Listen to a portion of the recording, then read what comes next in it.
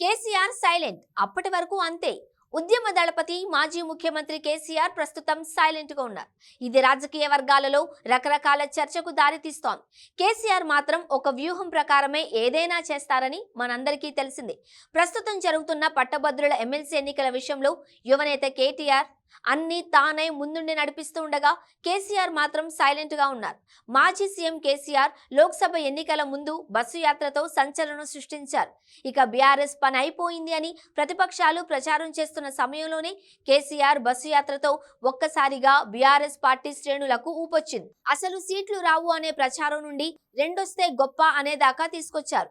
ఈ ప్రచార పర్వంలో కేసీఆర్ తన వ్యక్తిత్వానికి భిన్నంగా భారీ బహిరంగ సభలకు బదులుగా కార్నర్ మీటింగ్లు, రోడ్ షోలు, చిన్నపిల్లలతో షేక్ హ్యాండ్స్, కార్యకర్తలతో ఫోటోలు దిగుతూ ప్రచారం చేశారు. అంతేకాదు కనీసం బీఆర్ఎస్ ఈసారి 5 సీట్లు గెలుస్తుంది అన్నది రాజకీయ విశ్లేషకుల వాదన.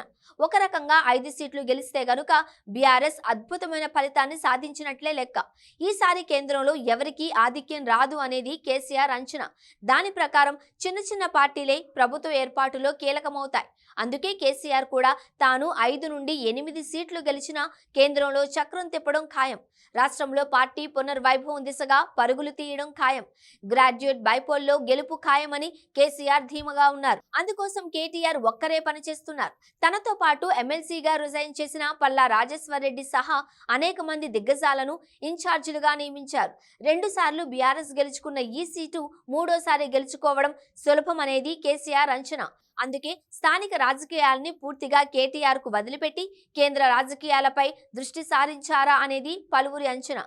ఎందుకీ మౌనం? జూన్ 4వ తేదీ వరకు ఇంతేనా? ఎన్నికల ఫలితాలు వెలువడినాకనే కేసీఆర్ తన కార్యాచరణ ప్రకటిస్తారా అంటే అవునని అంటున్నాయి పార్టీ వర్గాలు.